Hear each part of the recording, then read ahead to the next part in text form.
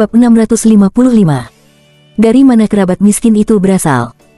Sore hari, di rumah Pangeran Shigeo Kagawa. Shigeo Kagawa berusia 50-an, mengenakan setelan yang pas, sedang menghibur seorang pria berpakaian mewah sambil tersenyum. Tuan muda kaya yang berkunjung bernama Takano Ieyasu, putra dari keluarga kerajaan, datang mengunjungi Pangeran Shigeo secara khusus, berharap pangeran akan maju untuk merekomendasikan dia untuk mendapatkan kualifikasi sebagai menantu keluarga kerajaan. Saat ini, ada kotak kayu kuno di atas meja kopi, tutupnya telah dilepas, memperlihatkan beberapa barang antik langka di dalam kotak kayu tersebut. Jelas ini adalah hadiah dari Takano Ieyasu.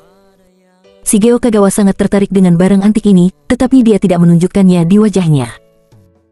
Dia berkata sambil tersenyum, "Ieyasu, kamu ingin berpartisipasi dalam pemilihan menantu dan berusaha untuk menjadi suami yang mulia Yumiko. Sepupu senang melihat itu terjadi. Hanya saja ada beberapa hal yang membuatku juga sangat malu. Kali ini, Yang Mulia Yumiko memilih menantu. Ada terlalu banyak anak dari keluarga bangsawan yang ingin berpartisipasi dalam pemilihan, dan saya telah membuat kesepakatan dengan dua lainnya untuk merekomendasikan mereka ikut serta dalam pemilihan menantu keluarga kerajaan. Itu sebabnya sepupumu tidak mudah menerima hadiah ini." Sambil berbicara, dia mendorong kotak hadiah itu. Nyatanya, Shigeo Kagawa tidak mengatakan yang sebenarnya. Sebagai pangeran dari keluarga kerajaan, ia memiliki dua indikator rekomendasi. Satu indikator sudah menentukan calon, yaitu keluarga dengan kepentingan yang terikat padanya, sedangkan indikator lainnya tidak seperti yang dikatakannya, calon yang ditentukan untuk menjualnya. Ieyasu Takano telah mendengar bahwa sepupu sang pangeran rakus akan uang, jadi dia sangat lugas saat ini.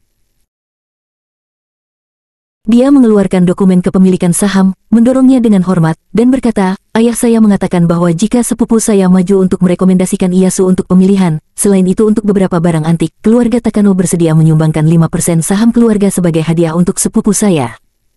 Benarkah, ada 5% sahamnya?"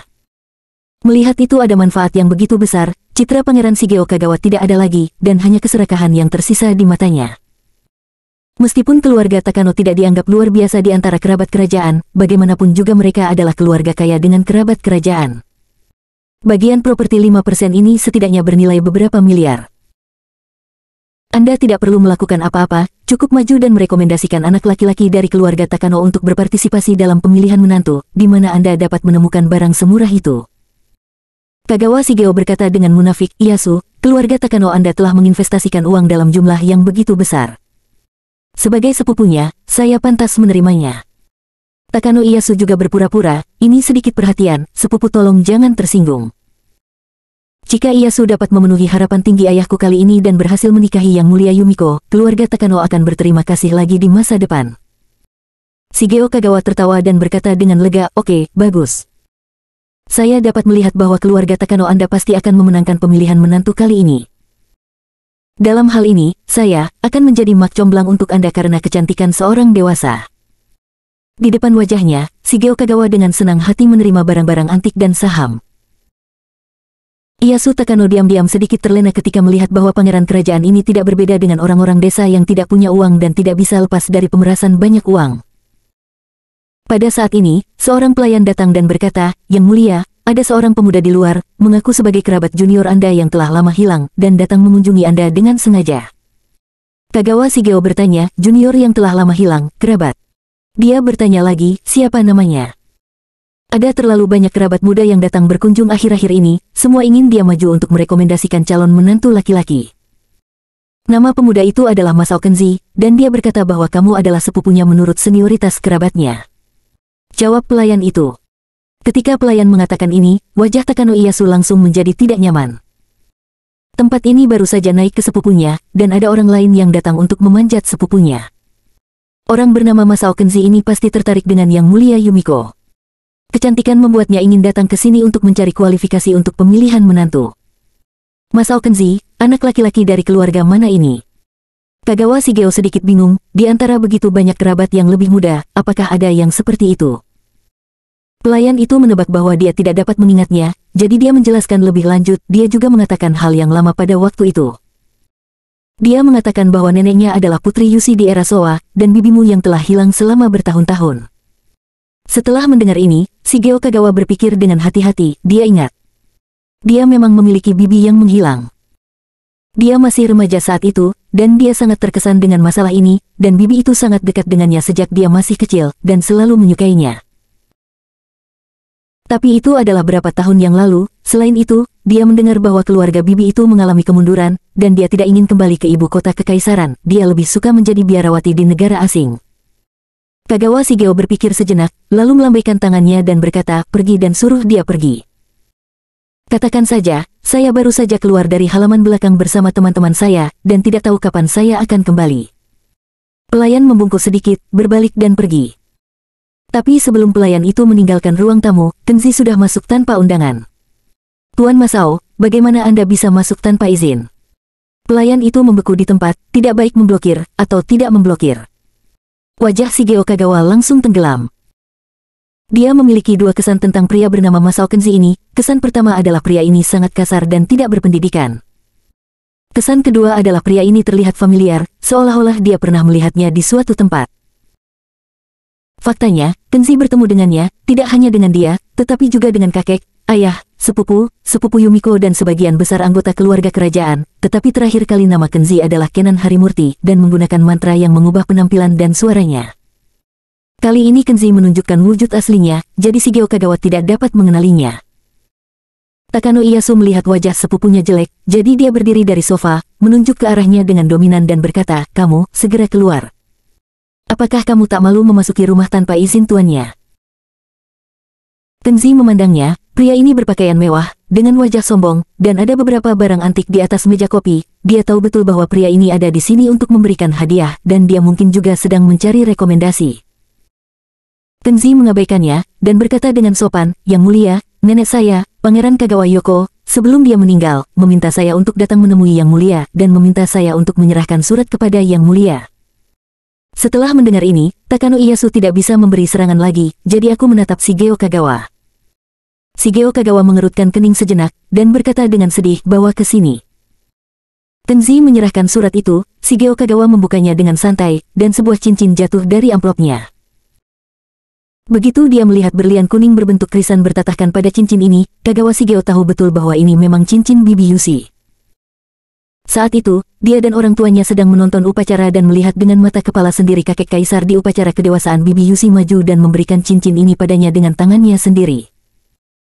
Cincin itu memang asli, tapi surat di dalam amplop itu dipalsukan oleh Miko dengan tulisan tangannya sendiri, mengacu pada buku-buku tua yang ditinggalkannya. Bab 656. Ingin menjadi menantu. Shigeo Kagawa membuka surat itu dan membacanya dengan hati-hati. Isi surat itu mungkin memiliki dua arti. Arti pertama tidak lebih dari berbicara tentang hal-hal lama, mengobrol tentang cinta lama, mengingat betapa lucunya Shigeo Kagawa ketika dia masih kecil, dan betapa Bibi Yushi menyukainya. Arti kedua adalah Bibi Yushi meminta keponakannya untuk membantu merawat Masao Kenzi. Satu-satunya perhatian Bibi Yushi sebelum dia meninggal adalah satu-satunya cucunya.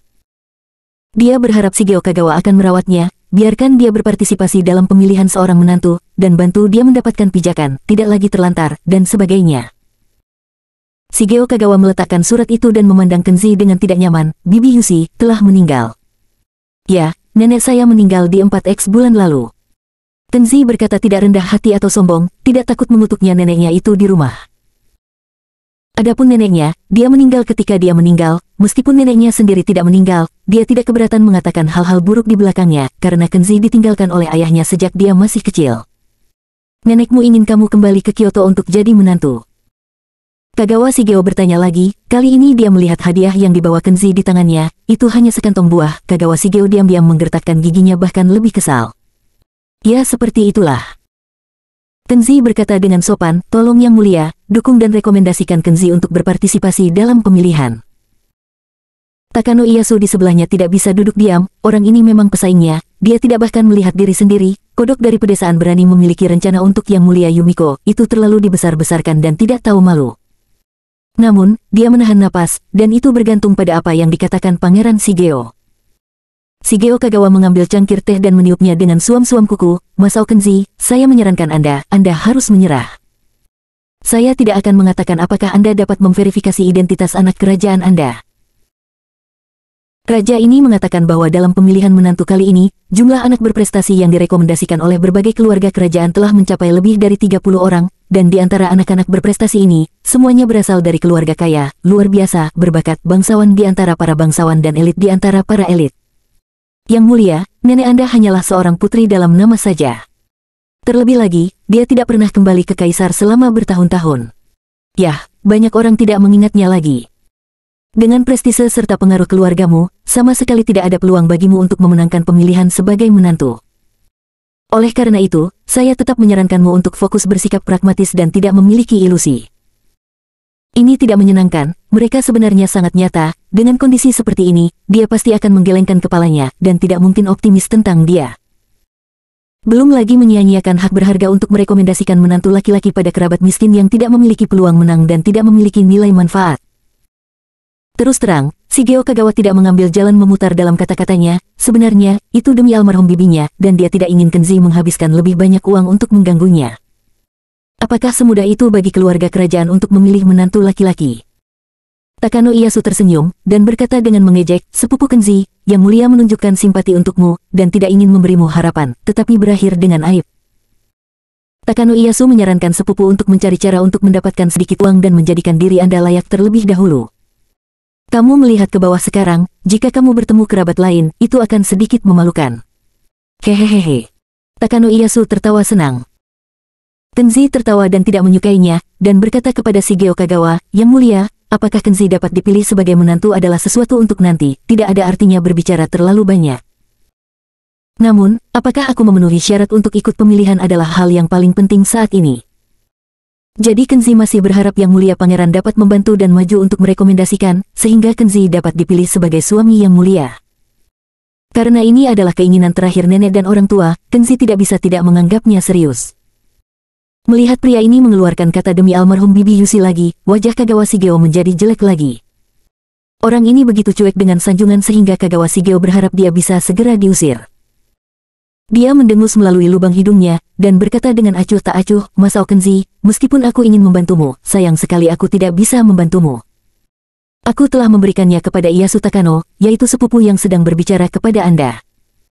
Jadi, silakan kembali, saya mungkin bisa mengurus Anda untuk hal-hal lain di masa depan. Arti dari kata-kata tersebut adalah bahwa itu berarti mengeluarkan perintah pengusiran.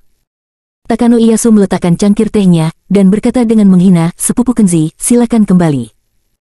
Sepupu Shigeo dan saya memiliki beberapa masalah pribadi mengenai pemilihan menantu, yang perlu kita diskusikan secara mendetail. Kata-katanya berat, jelas memprovokasi Kenzi. Kenzi menggelengkan kepalanya dan berkata dengan sedikit desahan, karena Yang Mulia dalam masalah, maka aku tidak akan dapat menyebabkan masalah lagi bagi Yang Mulia.